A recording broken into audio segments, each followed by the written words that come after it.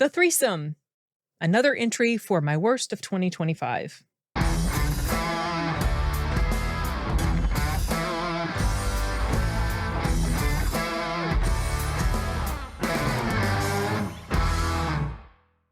So I did a live stream discussion about this with Deleted Scenes and Kyle Corwith about The Threesome, which was the September 1st Regal mystery movie. It stars Zoey Deutch, Ruby Cruz, and Jonah Hauer-King. And the basic premise is that Jonah plays a character named Connor, who has this thing for the character of Olivia, played by Zoey Deutch. He's kind of pining away for her because he's liked her for a long time and they had an intimate encounter at one point, but she's kind of keeping him at arm's distance, or arm's length. And so eventually his gay friend prompts him to go join this woman that's sitting at a table by herself because her date, I don't know if it was supposed to be a blind date or what, stood her up, so she was there alone. So his friend prompts him to go over there, hang with her, because like, look, there's, go hang with her and you'll make Olivia jealous. So he does that. Olivia then inserts herself into the conversation because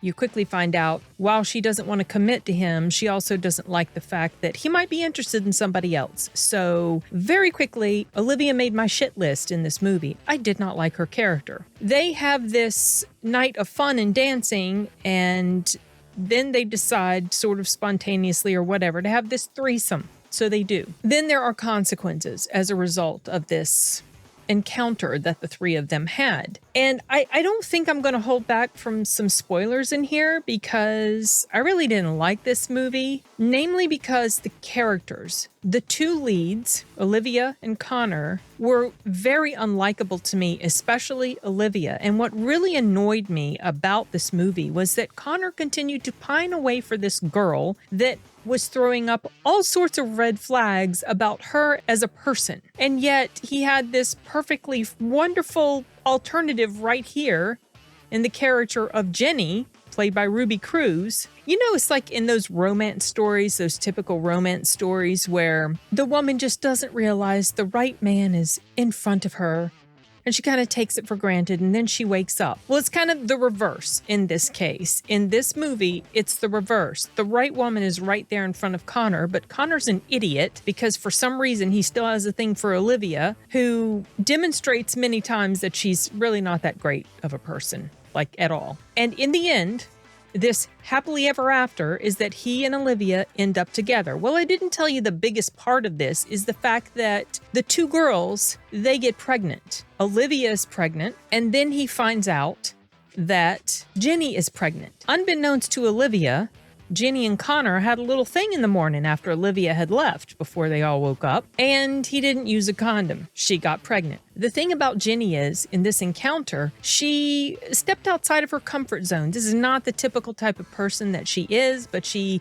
as she says later, I tried to be somebody that I'm not. And now she's pregnant as a result. So there were elements about this film that could have been really good, that could have kind of explored with greater nuance the importance of understanding that there can be very bad consequences for not good behavior. And if you're going to mess around with somebody, make sure you have some sort of protection, preferably with both people. And these women get pregnant. There's this conflict now because before Olivia found out she was pregnant, she and Connor had kind of started to rekindle a bit of a romance. And Jenny just kind of went her own way before she found out she was pregnant. Then Olivia finds out she's pregnant. She's all upset. She's thinking about maybe wanting an abortion. He doesn't want that. And so they've kind of come to terms with the fact that, okay, we're gonna do this thing. Jenny shows up. She's pregnant. Uh-oh, everything is all screwed up. Olivia doesn't want to be with Connor anymore because, it's so weird. It would make me look so foolish and stupid if you got this other girl pregnant and then I take you back. And so she pushes him away again. He starts to kind of form a bit of a relationship-ish with Jenny. Olivia doesn't like this. Then before Olivia starts to show, she runs back to this married guy that she's been having sex with for a while, has sex with him again because I guess she's angry that she and Connor have broken up. really did not like her character. She made some of the dumbest decisions, had the worst attitude. Ugh. Anyway, I'm basically telling you the entire plot, but I don't care. Along the course of this whole mess, Jenny has introduced Connor to her family. Her family's pretty conservative, religious, whatever. And Jenny is too, for the most part.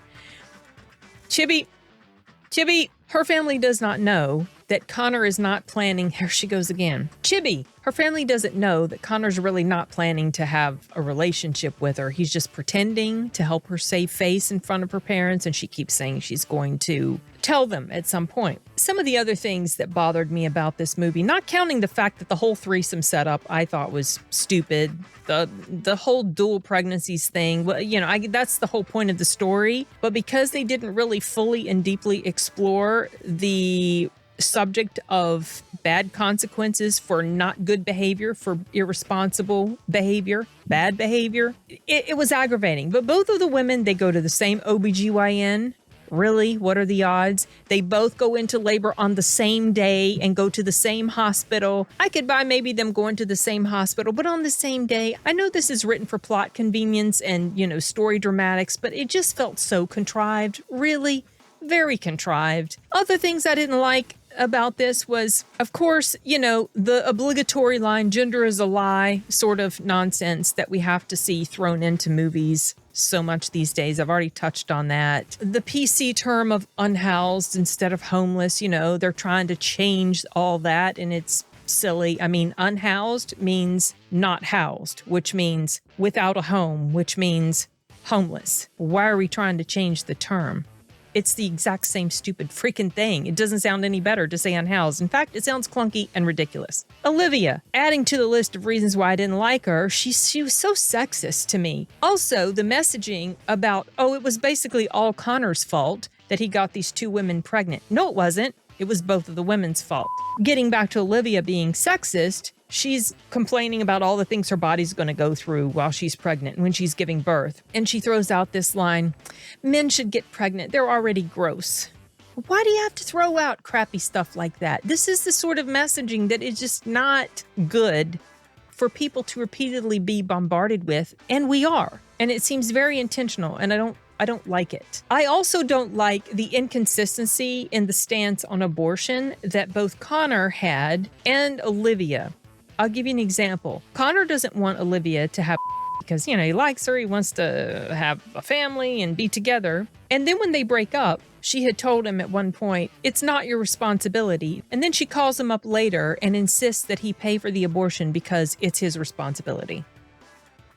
What? You were just telling him it wasn't. And then Connor, when he finds out Jenny wants to keep the baby, he's disappointed and upset that she's not considering abortion. What?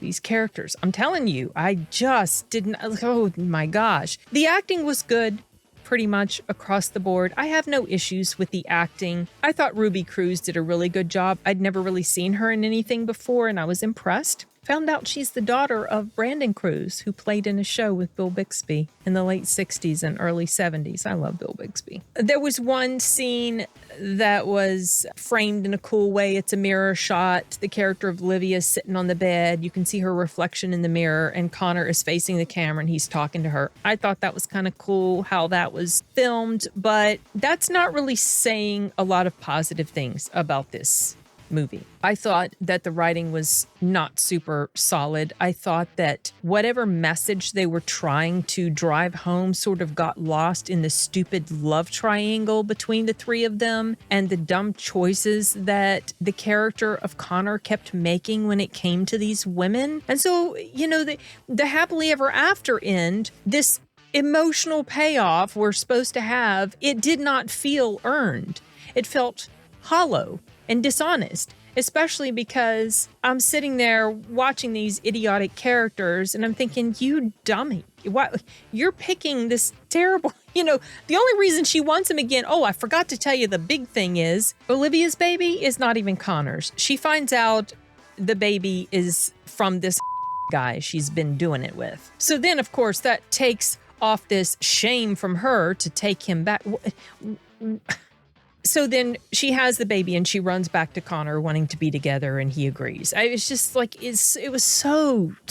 There was this one scene when Connor, Jenny, and Connor's gay friend, I can't even remember that character's name. They go to Jenny's house and there's this surprise baby shower. At the end of that scene, when the day is wrapping up and whatever, Connor and his friend are in the car, and his friend is even saying to him, look, this is not so bad. You know, it's good. It could be good. Like, maybe him and Jenny hooking up, and maybe these people being his in-laws. So he was trying to push his friend in the direction that he thought was probably going to be the best thing for him. But no, Connor still pining away for the bad girl. You know how the girls pine away for the bad guy in those movies, like I said, and then they realize the good guy, the one right in front of them the whole time, he's really the one for her. The complete opposite with this stupid movie and these terrible characters. What could have potentially worked, focusing on consequences of bad decisions, it got buried under the unlikability of the two main leads, the hypocritical messaging that was going on, and a resolution that just did not land. So I really disliked this film intensely, and because of that, I can't give it a high rating. And because of that, I spoiled the shit out of it for you because I just don't care. It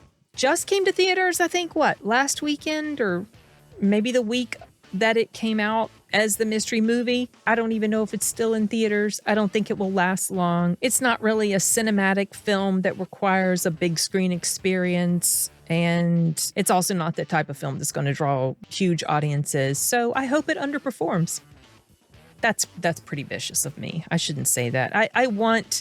I generally want movie theaters to do well with movies, but I also don't want what I consider to be crappy storytelling to be rewarded. So yeah, those are my very annoyed thoughts on The Threesome, and that's it for this one. Bye.